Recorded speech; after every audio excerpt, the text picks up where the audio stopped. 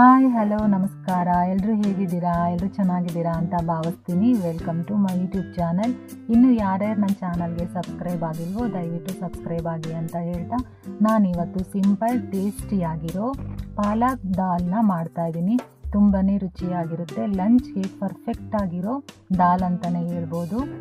ಇದನ್ನು ಯಾವ ರೀತಿ ಮಾಡೋದು ಅಂತ ನಾನಿವಾಗ ತೋರಿಸ್ತೀನಿ. ಫಸ್ಟು ನಾನು ಬೇಳೆಕಾಳುಗಳನ್ನ ನೀಟಾಗಿ ತೊಳೆದು ಅರ್ಧ ಗಂಟೆನ ನೆನೆಸ್ಬಿಟ್ಟು ಒಂದು ಕುಕ್ಕರ್ಗೆ ಹಾಕ್ತಾಯಿದ್ದೀನಿ. ಇಲ್ಲಿ ನಾನು 2 ರೀತಿ ಸೊಪ್ಪನ್ನು ಬಳಸ್ತಾ ಇದ್ದೀನಿ.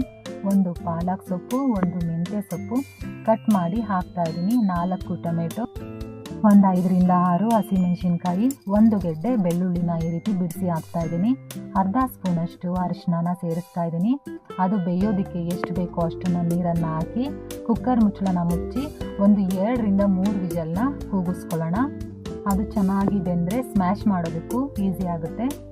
ಇವಾಗ ನೋಡಿ ಎಷ್ಟು ಚೆನ್ನಾಗಿ ಬೆಂದಿದೆ ಅಂತ. ಇವಾಗ ನಾವು ಟೊಮೆಟೊನ ತಕ್ಕೊತಾ ಇದ್ದೀನಿ. ಯಾಕೆಂದರೆ ಟೊಮೆಟೊ ಮಧ್ಯದಲ್ಲಿ ಸಿಕ್ಕಿದ್ರೆ ಮಕ್ಕಳೆಲ್ಲ ಸೈಡ್ಗೆ ಇಟ್ಬಿಡ್ತಾರೆ. ಸೊ ನಾನು ರುಬ್ಕೋತಾ ಇದ್ದೀನಿ ಟೊಮೆಟೊನ. ನೀವು ಬೇಕಾದರೆ ಹಾಗೇ ಸ್ಮ್ಯಾಶ್ ಕೂಡ ಮಾಡ್ಕೋಬೋದು. ನಾನಿವಾಗ ಟೊಮೆಟೊನ ಒಂದು ಮಿಕ್ಸಿ ಜಾರ್ಗೆ ಹಾಕ್ಕೊಂಡು ನುಣ್ಣಗೆ ರುಬ್ಕೊಂಡು ಬರ್ತಾಯಿದ್ದೀನಿ. ಇವಾಗ ಇದನ್ನೆಲ್ಲ ಸ್ಮ್ಯಾಶ್ ಮಾಡೋಣ. ನೀಟಾಗಿ ಸ್ಮ್ಯಾಶ್ ಮಾಡಬೇಕು. ತುಂಬಾ ರುಚಿಯಾಗಿರುತ್ತೆ. ಇದರಲ್ಲಿ ಪ್ರೋಟೀನ್ ರಿಚ್ ಇರುತ್ತೆ. ಪಾಲಕ್ ಸೊಪ್ಪಿನಲ್ಲಿ ಐರನ್ ಕಂಟೆಂಟ್ ಇರುತ್ತೆ. ತುಂಬಾ ಒಳ್ಳೆಯದು, ಮಕ್ಕಳಿಗೂ ಒಳ್ಳೆಯದು, ದೊಡ್ಡವ್ರಿಗೂ ಒಳ್ಳೆಯದು.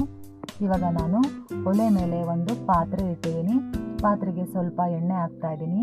ಎಣ್ಣೆ ಬಿಸಿ ಆದಮೇಲೆ ಸಾಸಿವೆನ ಸೇರಿಸ್ತಾ ಇದ್ದೀನಿ.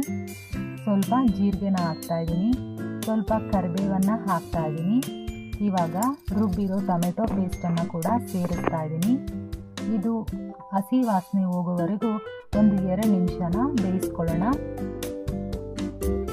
ಇವಾಗ ಸ್ಮ್ಯಾಶ್ ಮಾಡಿರೋ ಪಾಲಕ್ ಸೊಪ್ಪು ಮತ್ತು ದಾಲ್ನ ಹಾಕ್ತಾ ಇದ್ದೀನಿ.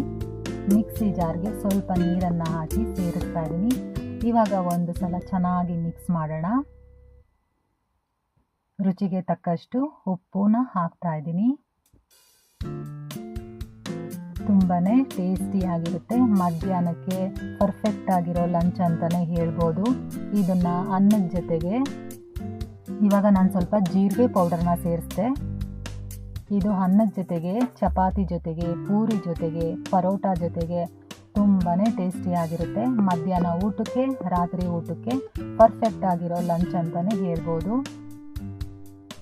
ನಿಮಗೆ ಈ ರೆಸಿಪಿ ಇಷ್ಟ ಆಗಿದೆ ಅಂತ ತಿಳ್ಕೊತೀನಿ.